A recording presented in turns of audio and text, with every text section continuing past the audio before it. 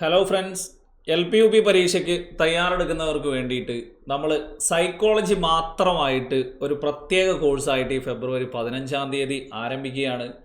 അപ്പോൾ LP UP ഉദ്യോഗാർത്ഥികൾക്കെല്ലാം ഒരു പേടിയുള്ള ഒരു സബ്ജക്റ്റാണ് സൈക്കോളജി എന്ന് പറയുന്നത്. കാരണം റാങ്ക് നിർണ്ണയിക്കുന്ന 20 മാർക്കാണ് സൈക്കോളജി, പെഡഗോജി, ഫിലോസഫി ചേർന്ന് എന്ത് ചെയ്യുന്നത് മാറ്റിവെച്ചിട്ടുള്ളത്. അപ്പോൾ അതുകൊണ്ട് തന്നെ ആ ഒരു 20 മാർക്കിൽ നല്ലൊരു മാർക്ക് സ്കോർ ചെയ്ത് കഴിഞ്ഞാൽ അതെന്തായാലും എന്ത് ചെയ്യും, അത് റാങ്ക് നിർണ്ണയിക്കും എന്നുള്ളത് ഉറപ്പാണ്.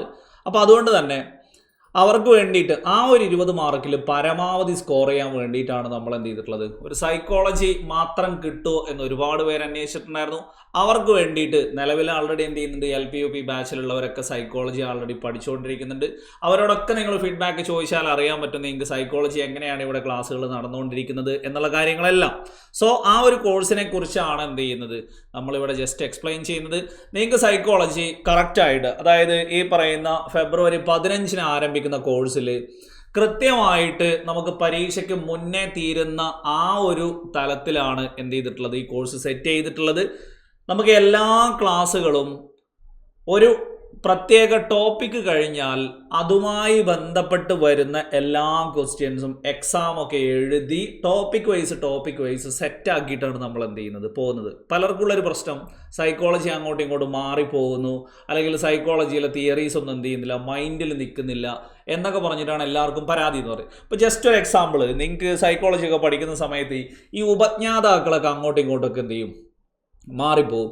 സോ നമ്മൾ സാധാരണ എന്താ ചെയ്യുക, ഉപജ്ഞാതാക്കൾ നോട്ടിൽ എഴുതുന്നു, പഠിക്കുന്നു, പിന്നെ എന്ത് ചെയ്യുന്നു, അത് കാണുമ്പോൾ എന്ത് ചെയ്യുന്നു, നമ്മൾ ആൻസർ ചെയ്യുന്നു. ആ ഒരു ലെവലിലാണ് നമ്മൾ എന്ത് ചെയ്യുന്നത്, TTC ആണെങ്കിലും BEd ആണെങ്കിലും ഒക്കെ പഠിച്ചു പോകുന്ന ആ തലത്തിലാണ്. പക്ഷെ നമ്മൾ സൈക്കോളജി ക്ലാസ്സിൽ എന്ന് പറയുന്നത് അങ്ങനെയല്ല നമ്മൾ പഠിക്കുന്നത്. നിങ്ങൾ ആ ഒരു തവണ ആ ഒരു ഉപജ്ഞാതാവിനെ കാണുമ്പോൾ ആ ഒരു ഉപജ്ഞാതാവും അദ്ദേഹത്തിൻ്റെ ആ ഒരു തിയറിയും തമ്മിൽ അവിടെ തന്നെ നമ്മൾ എന്ത് ചെയ്യും, ഒരു കണക്ഷൻ സെറ്റ് ചെയ്യും. ആ കണക്ഷൻ എന്ന് പറയുന്നത് നിങ്ങളുടെ ജീവിതത്തിൽ ആൾറെഡി നടന്നുകൊണ്ടിരിക്കുന്ന എന്തെങ്കിലും ഒരു കാര്യമൊക്കെ ആയിട്ടായിരിക്കും എന്ത് ചെയ്യുന്നത്, നമ്മൾ കണക്ട് ചെയ്യുന്നത്. അതുകൊണ്ട് തന്നെ ആ ഉപജ്ഞാതാവിനെ പിന്നീട് നിങ്ങൾ നിത്യജീവിതത്തിൽ ആ സന്ദർഭം വരുമ്പോൾ എന്തായാലും നിങ്ങൾ എന്ത് ചെയ്യും, അവിടെ ഓർക്കുന്നുള്ളത്. നമുക്ക് ജസ്റ്റ് ഒരു എക്സാമ്പിൾ നോക്കാം. ഈ രീതിയിലാണ് ആൾറെഡി എന്ത് ചെയ്യുന്നത്, ക്ലാസ്സുകൾ പോയിക്കൊണ്ടിരിക്കുന്നത്. ഇപ്പോൾ ഉപജ്ഞാതാക്കൾ എന്ന് പറയുന്നത് ഇഷ്ടം പോലെ ആൾക്കാരുണ്ട് നമുക്ക് സൈക്കോളജിയിൽ പഠിക്കാൻ. ഇപ്പോൾ വ്യവഹാരവാദം എന്ന് പറയുന്നത് ബിഹേവിയറിസത്തിന് ഉപജ്ഞാതാവ് എന്ന് പറയുന്നത് വാട്സൺ ആണ്. പക്ഷെ നമ്മളെ വീട്ടിൽ എന്ത് ചെയ്യാറുണ്ട്, നമ്മൾ കുട്ടികൾ എന്തെങ്കിലും കുരുത്തക്കേട് കാണിച്ചു കഴിഞ്ഞാൽ എന്തൊരു മകനാണ് എന്നുള്ളത് പറയൂലേ, ആ അർത്ഥം തന്നെ യഥാർത്ഥത്തിൽ വാട്ട് എ സൺ എന്ന് പറയുന്ന ലെവലിലാണ് അദ്ദേഹത്തിൻ്റെ പേരെന്ന് പറയുന്നത്. അപ്പോൾ ആ ഒരു കാര്യം നമ്മൾ എന്ത് ചെയ്യും, പിന്നെ നമ്മൾ വീട്ടിൽ എന്തെങ്കിലും കുരുത്തക്കേടോ അല്ലെങ്കിൽ എന്തെങ്കിലുമൊക്കെ കാണിക്കുമ്പോൾ നമ്മൾ എന്തൊരു മകനാണ് എന്ന് പറയുന്ന ആ ഒരു ലെവലിലൊരു സിറ്റുവേഷൻ വരുമ്പോൾ ഈ പറയുന്ന ബിഹേവിയറിസത്തിൻ്റെ ഫാദർ നമ്മൾ എന്ത് ചെയ്യും, എന്തായാലും അവിടെ ഓർക്കും. അപ്പോൾ വ്യവഹാരവാദത്തിൻ്റെ ഉപജ്ഞാതാവ് എന്ന് പറയുന്നത് വാട്സൺ ആണ്. അത് പിന്നെ നമ്മൾ ഒരിക്കലും എന്ത് ചെയ്യൂല, ഒരിക്കലും നമ്മൾ മറക്കില്ല. അതുപോലെ മറ്റൊന്ന് നോക്കാം, സദാചാര സിദ്ധാന്തം എന്ന് പറയുന്നത്.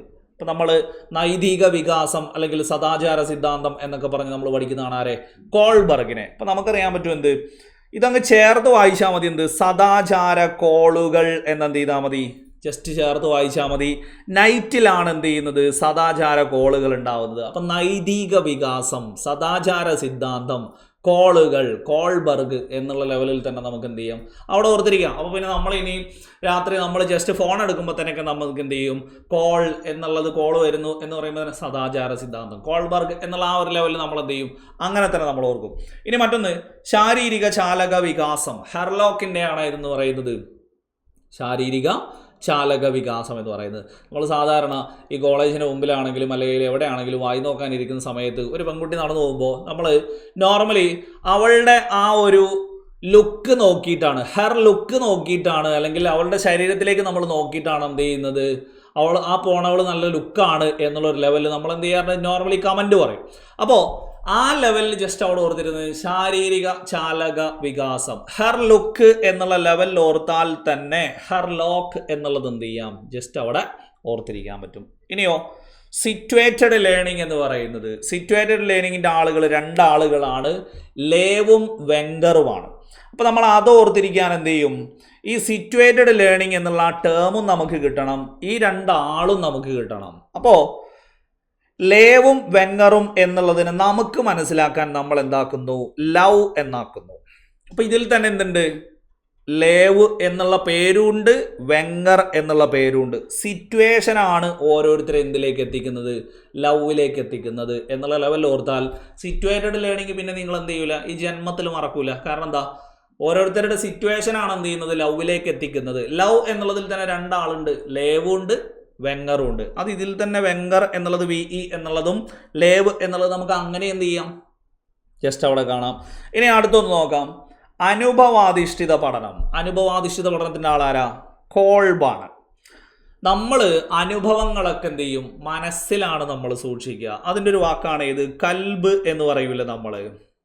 അപ്പം ആ ഒരു ലെവലിൽ കണ്ടോക്ക് നിങ്ങൾ, അനുഭവങ്ങളെല്ലാം കൽബിലാണ് സൂക്ഷിക്കുന്നത് എന്നുള്ള ലെവലിലാണ് നമ്മൾ അതെന്ത് ചെയ്യുന്നത്, കണക്ട് ചെയ്യുന്നത്. അപ്പം അനുഭവാധിഷ്ഠിത പഠനത്തിൻ്റെ ആള് കോൾബാണ് എന്നുള്ളത് കിട്ടും.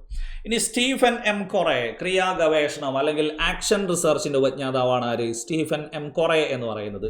ഇത് നമ്മൾ ക്രിയാ ഗവേഷണം എന്നുള്ളതിന് പകരം ഇത് കൊറിയ ഗവേഷണം എന്ന് തന്നെ വായിച്ചു കഴിഞ്ഞാൽ ഇതിൻ്റെ ഉപജ്ഞാതാവ് കൊറെയാണെന്നും ഈ സംഗതിയുടെ പേര് ക്രിയാ ഗവേഷണമാണ് എന്നുള്ളത് നമുക്ക് എന്ത് ചെയ്യാൻ പറ്റും, ചോദ്യം കാണുമ്പോൾ തന്നെ മനസ്സിലാക്കാൻ പറ്റും. ഇനി മറ്റൊന്ന്, ജോസഫ് ഡി നൊവാക്ക്, ആശയഭൂപടം എന്നുള്ളത്. ആശയഭൂപടത്തിൻ്റെ ഉപജ്ഞാതാവ് ജോസഫ് ഡി നൊവാക്ക. നമുക്കറിയാം, നമ്മളടുത്തൊരു കൺസെപ്റ്റ് മാപ്പ് ഉണ്ടെങ്കിൽ, നമ്മൾ ക്ലാസ് എടുക്കാനൊക്കെ പോയി കഴിഞ്ഞാൽ നമ്മളടുത്തൊരു ഫ്ലോ ചാർട്ട് അല്ലെങ്കിൽ കൺസെപ്റ്റ് മാപ്പ് ഉണ്ടെങ്കിൽ നമുക്ക് കൂടുതൽ എന്ത് ചെയ്യേണ്ട കാര്യമില്ല, വാക്കിട്ട് അലക്കേണ്ട കാര്യമില്ല. നമ്മൾ വാക്കുകൊണ്ട് എന്ത് ചെയ്യേണ്ട, അമ്മാനെ പാടേണ്ട കാര്യമില്ല. കാര്യങ്ങൾ മൊത്തം ഇതിലുണ്ടാവും, ആ കൺസെപ്റ്റ് മാപ്പിലുണ്ടാവും. സോ അത് ആ മീനിങ്ങിൽ തന്നെ ആലോചിച്ച് നോക്ക്. നോ വാക്കുകൾ എന്ന് വായിച്ചാൽ നൊവാക്ക് എന്ന് അങ്ങനെ തന്നെ എന്ത് ചെയ്യാം, അങ്ങനെ തന്നെ വായിക്കാം. അപ്പം നൊവാക്കിൻ്റെ ആശയമാണ് ഇതെന്ന് പറയുന്നത് ആശയഭൂപടം എന്ന് പറയുന്നത്. അപ്പോൾ കൺസെപ്റ്റ് മാപ്പ് എന്ന് പറയുന്നത് ജോസഫ് ഡി നൊവാക്കിൻ്റെയാണ്. ജ്ഞാനനിർമ്മിതിവാദത്തിൻ്റെ ഉപജ്ഞാതാവാരാ, പിയാഷെയാണ്. അത് നമ്മൾ ചേർത്തിട്ട് എന്ത് ചെയ്യുന്നു, ചേർത്ത് വായിക്കും പിഞ്ഞാണം എന്നുള്ളത്. സോ നമ്മൾ വീട്ടിൽ കറിയൊക്കെ വിളമ്പുന്ന പിഞ്ഞാണമൊക്കെ കാണുമ്പോൾ നമ്മൾ എന്ത് ചെയ്യും, പിയാഷെയാണ് ജ്ഞാനനിർമ്മിതിവാദത്തിൻ്റെ ഉപജ്ഞാതാവ്. ഇങ്ങനെ ഈ രീതിയിലാണ് നമ്മൾ എന്ത് ചെയ്യുന്നത്, ക്ലാസ്സുകളിലെല്ലാം കണക്ട് ചെയ്യുന്നത്. ഇനി അടുത്തൊന്ന് നോക്കും, നിരീക്ഷണ പഠന സിദ്ധാന്തത്തിൻ്റെ ആളാണ് ആര്, ബന്ധുര. നമ്മൾ ആലോചിച്ചാൽ മതി, നമ്മളെ ഏറ്റവും കൂടുതൽ നിരീക്ഷിക്കുന്നത് ആരാ, നമ്മളെ ബന്ധുക്കളല്ലേ. നമ്മൾ എന്താണ് ജോലി ആവാത്ത, എന്താണ് പഠിച്ചിട്ടൊന്നും ആവാത്ത എന്നൊക്കെ പറഞ്ഞ എല്ലാ കാര്യങ്ങൾക്കും നമ്മളെ നിരീക്ഷിക്കുന്ന ആരാ, ബന്ധുക്കളാണ്. അപ്പോൾ ബന്ധുരയാണ് നിരീക്ഷണ പഠനത്തിൻ്റെ സിദ്ധാന്തം എന്നുള്ള ആ ഒരു ലെവൽ അങ്ങനെ തന്നെ എന്ത് ചെയ്യാം, കണക്ട് ചെയ്യാം. അതീത ചിന്ത എന്ന ആശയത്തിന് ഉപജ്ഞാതാവാരാണ്, ഫ്ലാവലാണ്. അതീത ചിന്ത എന്ന് നമ്മൾ ഇങ്ങനെ എഴുതുമ്പോൾ, ഇപ്പോൾ അതീത എന്ന് എഴുതുമ്പോൾ ആടിന് തീറ്റ കൊടുക്കുന്നതിനെ കുറിച്ച് നമ്മൾ ചിന്തിക്കുകയാണെങ്കിൽ ആടിന് എന്താ കൊടുക്കുക എന്ന് നോക്കുമ്പോൾ നമുക്ക് പ്ലാവില എന്നാണ് ആദ്യം ഓർമ്മ വരിക. നമുക്ക് ആ ഒരു ലെവലിൽ ജസ്റ്റ് ആടിന് തീറ്റ കൊടുക്കുന്ന കാര്യത്തെക്കുറിച്ച് നമ്മളൊരു ആടിനെ വാങ്ങിക്കഴിഞ്ഞാൽ അതിനെന്താ തീറ്റ കൊടുക്കുക എന്ന് നമ്മൾ ചിന്തിക്കുമ്പോഴത്തേക്ക് നമ്മുടെ മൈൻഡിലേക്ക് എന്ത് വരും, പ്ലാവിലയാണ് കൊടുക്കുക നല്ലത് എന്നുള്ളത്. ആ പേര് തന്നെ ഫ്ലാവൽ എന്നുള്ളതും പ്ലാവില എന്നുള്ളതും ഒരേപോലെയാണ് എന്ത് ചെയ്യുന്നത്, നമുക്ക് അവിടെ കിട്ടുന്നത്. അപ്പോൾ അതും നമ്മൾ എന്ത് ചെയ്യൂല, മറക്കൂല. ഗസ്റ്റാൾട്ട് മനഃശാസ്ത്രം, അതിൻ്റെ ഉപജ്ഞാതാവാരാ, വർത്തിമറാണ്. നമുക്കറിയാം, LPUB കഴിഞ്ഞവരാണെങ്കിലും അതായത് TTC കഴിഞ്ഞവരാണെങ്കിലും BEd കഴിഞ്ഞവരാണെങ്കിലും ഒക്കെ ആദ്യം കുറച്ച് കാലം എന്ത് ചെയ്യും, വെറുതെ ഗസ്റ്റായിട്ട് പോയി നോക്കും. അപ്പം ആ വെറുതെ ഗസ്റ്റ് ആവുക എന്നുള്ളതിൽ തന്നെ എന്തുണ്ട്, വർത്തിമറാണ് ഗസ്റ്റാൾട്ട് മനഃശാസ്ത്രത്തിൻ്റെ ഉപജ്ഞാതാവ് എന്നുള്ളത് അങ്ങനെ തന്നെ എന്ത് ചെയ്യാം, ഓർത്തിരിക്കാം. മറ്റൊന്ന് സാമൂഹിക ബന്ധ പരിശോധന, സോഷ്യോമെട്രി എന്ന് പറയുന്നത്.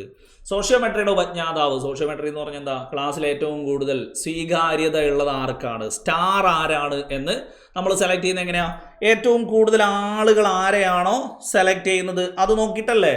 സോ ഏറ്റവും കൂടുതൽ ആളുകളെ സെലക്ട് ചെയ്യുന്നു എന്നുള്ള ലെവലിൽ മോർ നമ്പേഴ്സ് ആരെയാണോ സെലക്ട് ചെയ്യുന്നത് അതാണ് സ്റ്റാർ എന്ന് പറയുന്നത്. സോ ആ ലെവലിൽ ഇതിൻ്റെ ഉപജ്ഞാതാവ് നോക്ക്, മൊറീനോ എന്നുള്ളത് മോർ നമ്പേഴ്സ് എന്നുള്ളത് ഒരേ രൂപത്തിലല്ലേ നമ്മൾ എഴുതുന്നത്. മൊറീനോ എന്ന് വായിച്ചാൽ മതി. മോർ നമ്പേഴ്സ് ആരെയാണോ സെലക്ട് ചെയ്യുന്നത് അതാണ് എന്ത്, സ്റ്റാർസ് എന്ന് പറയുന്നത്. ആ രീതിക്ക് പറയുന്നതാണെന്ത്, സോഷ്യോമെട്രി, സാമൂഹിക ബന്ധ പരിശോധന എന്ന് പറയുന്നത്. അപ്പോൾ ഇത് ഞാൻ ജസ്റ്റ് എന്ത് ചെയ്തതാണ്, ഈ ക്ലാസ് എങ്ങനെയാണ്, സൈക്കോളജി എങ്ങനെയാണ് പഠിപ്പിക്കുന്നത്, ഈ ക്ലാസ് എനിക്ക് ഉപകാരപ്പെടുമോ എന്നൊക്കെ ചിന്തിച്ച് സൈക്കോളജി എടുക്കാൻ കാത്തിരിക്കുന്നവർക്ക് വേണ്ടിയിട്ട് ജസ്റ്റ് പറഞ്ഞു എന്നേ ഉള്ളൂ. ബാക്കി നിങ്ങൾക്ക് എന്ത് ചെയ്യാം, ഇപ്പോൾ ക്ലാസ്സിലുള്ളവരോട് ചോദിക്കാം, സൈക്കോളജി എങ്ങനെയാണ് ക്ലാസ് എടുത്തുകൊണ്ടിരിക്കുന്നത്, മനസ്സിലാവുന്നുണ്ടോ എന്നൊക്കെ. ക്ലാസ്സിൽ നിന്ന് തന്നെ നമ്മൾ പഠിച്ചു പോകുന്ന രീതിയിലാണ് എന്ത് ചെയ്യുന്നത്, സൈക്കോളജി ക്ലാസ് എല്ലാം സെറ്റ് ചെയ്തിട്ടുള്ളത്. എല്ലാം നിത്യജീവിതത്തിൽ നമ്മൾ കാണുന്ന കാര്യങ്ങളുമായിട്ടാണ് എന്ത് ചെയ്തിട്ടുള്ളത്, എല്ലാം ഇതുപോലെ സെറ്റ് ചെയ്തിട്ടുള്ളത്. അതിപ്പോൾ തിയറി ആണെങ്കിലും നമ്മൾ ഇതുപോലെ കണക്ട് ചെയ്യും, പേരുകളാണെങ്കിലും നമ്മൾ ഇതുപോലെ കണക്ട് ചെയ്യും, ഘട്ടങ്ങളാണെങ്കിലും നമ്മൾ ഇതുപോലെ എന്ത് ചെയ്യും. ഇപ്പോൾ പിയാഷേൻ്റെ ഒക്കെ ആണെങ്കിലും ഇന്ദ്രിയ ചാലകഘട്ടം, പ്രാഗ് മനോവ്യാപാര ഘട്ടം, അതെല്ലാം ചേർത്ത് നമ്മൾ ഇന്ദ്രപ്രസ്ഥം എന്ന് പറയുന്ന ഒരു സിനിമയിലേക്ക് കണക്ട് ചെയ്യുന്ന പോലെ എല്ലാ കാര്യങ്ങളും നമ്മൾ എന്ത് ചെയ്യുന്നു, ഇതുപോലെ കണക്ട് ചെയ്തിട്ടാണ് നമ്മൾ പോണത്. സോ സൈക്കോളജി നല്ലൊരു മാർക്ക് ഉറപ്പിക്കണം എന്നുള്ളവർക്ക് എന്ത് ചെയ്യാം, തീർച്ചയായും ഈ കോഴ്സിലേക്ക്, സൈക്കോ കില്ലർ എന്ന് പറയുന്ന ഈ ഒരു കോഴ്സിലേക്ക് ജോയിൻ ചെയ്യാം. ഫെബ്രുവരി 15 മുതൽ നമ്മൾ എന്ത് ചെയ്യുന്നു, ഈ കോഴ്സ് ആരംഭിക്കുന്നു. പരീക്ഷ വരെ നിങ്ങൾക്ക് ഈ പറയുന്ന സൈക്കോളജിയുടെ ആ ഒരു ക്ലാസ്സുകൾ എന്ത് ചെയ്യും, കിട്ടുകയും ചെയ്യും. സോ സൈക്കോളജി 20-ൽ നല്ലൊരു മാർക്ക് ഉറപ്പിക്കാൻ തയ്യാറെടുക്കുന്നവർക്കെല്ലാം ഈ ഒരു കോഴ്സിൽ ജോയിൻ ചെയ്യാം. തുടക്കം മുതൽ തന്നെ ജോയിൻ ചെയ്ത് കാണുക. വീണ്ടും കാണാം. താങ്ക്